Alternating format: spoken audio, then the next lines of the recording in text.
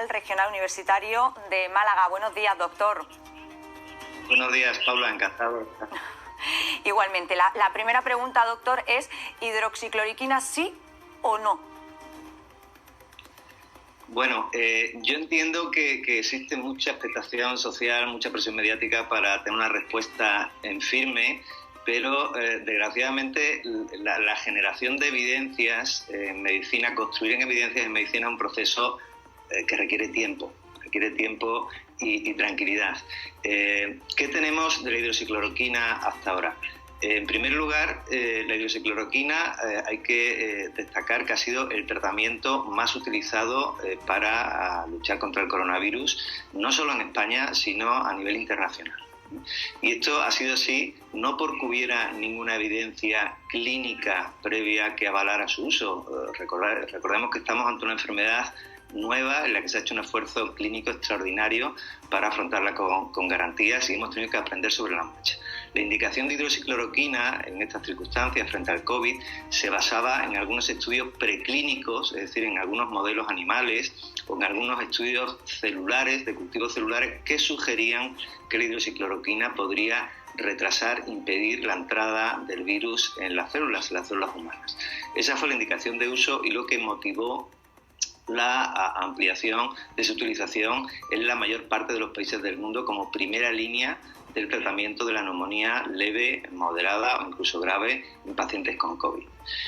Dicho esto, el segundo punto sería resaltar que la OMS, la Organización Mundial de la Salud, no ha retirado el medicamento. Lo que ha hecho ha sido suspender dentro del ensayo clínico promovido por la OMS, el Solidarity, una de las ramas en la que usaba hidroxicloroquina, hasta que se analicen internamente, un análisis intermedio de los propios datos del ensayo clínico.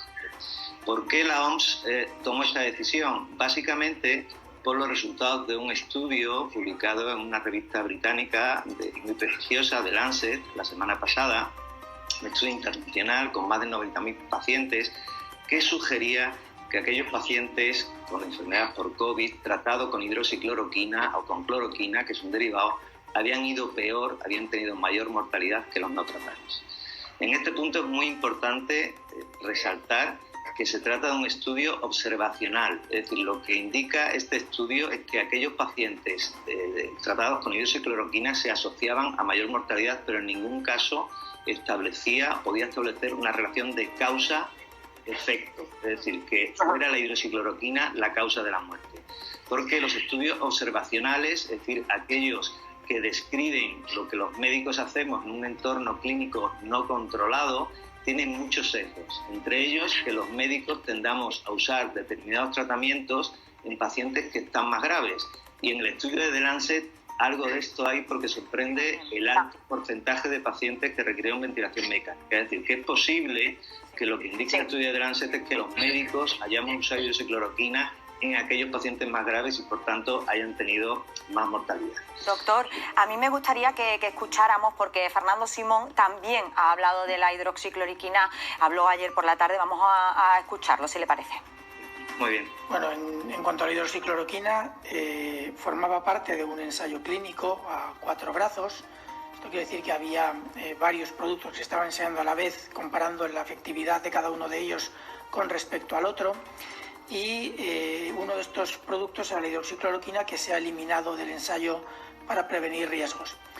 Al margen de eso, la hidroxicloroquina sigue siendo un fármaco que está a disposición de los médicos, pero que obviamente tienen que utilizar con muchísimo más cuidado, y ahora la recomendación es, si se puede evitar, evitarlo.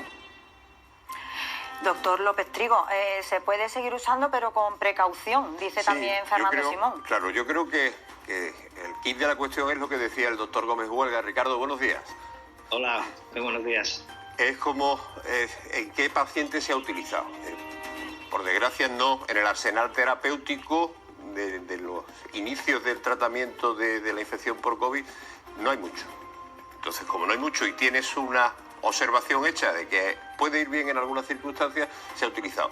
Quizás de forma algo indiscriminada, quizás en pacientes donde vas más a la desesperada. Son esos pacientes más graves que dice el doctor Gómez Huelga. Pero son pacientes que sí o sí posiblemente tendrían una peor evolución por su gravedad. También por dar tranquilidad a las personas que nos están viendo, la hidroxicloroquina la seguimos utilizando para otras cosas. Sí, pero, por ejemplo, a mí me surge la duda, doctor Gómez Huelgas. En el caso de las personas que hayan sido tratadas, ¿no?, con este medicamento, pueden estar tranquilas y estén leyendo estas informaciones, ¿no? Usted que ha participado además en un estudio en el que se ha investigado también a las personas y la evolución que han llevado a las personas tratadas con este fármaco, ¿pueden estar tranquilas? Yo quisiera reiterar el mensaje de tranquilidad que anticipaba el doctor López Trigo. Pueden estar tranquilas. Mire, hay no solo el estudio de Lancet, hay otros estudios, realizaron en Nueva York, en el que la hidroxicloroquina tuvo un resultado neutro, es decir, no hubo beneficio clínico en los pacientes con COVID, pero tampoco mayor riesgo.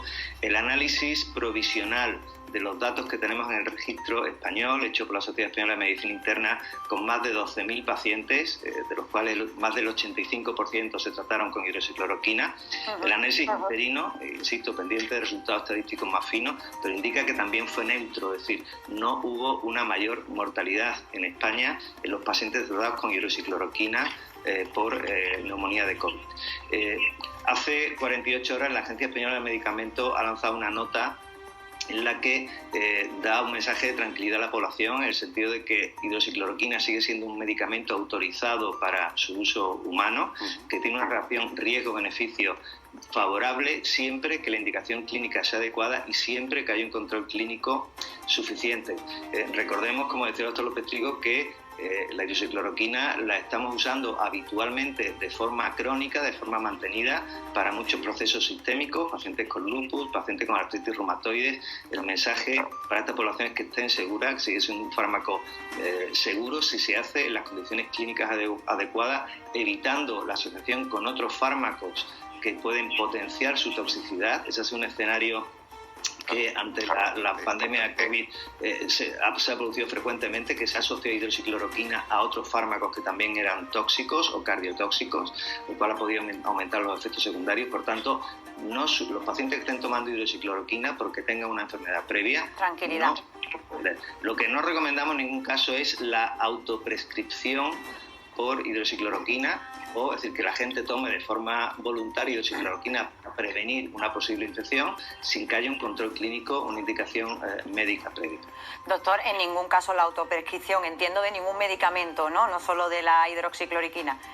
Efectivamente, pero en este caso insistimos que, bueno, ningún medicamento es absolutamente neutro, todos tienen una potencial carga de efectos adversos, pero la hidroxicloroquina, que entiendo que con toda la alarma que ha generado el COVID, ha habido casos de, incluso de desabastecimiento en la farmacia en las primeras semanas de la pandemia, porque los ciudadanos acudían, tras oír las primeras noticias de prensa de un posible efecto favorable a la hidroxicloroquina, adquirían el medicamento de forma voluntaria. Pues muchísimas gracias, doctor Gómez Huelgas. Muchísimas gracias por habernos explicado todos estos detalles sobre la hidroxicloroquina. Gracias por la invitación. Un saludo. Y quiero que vean ahora las siguientes imágenes.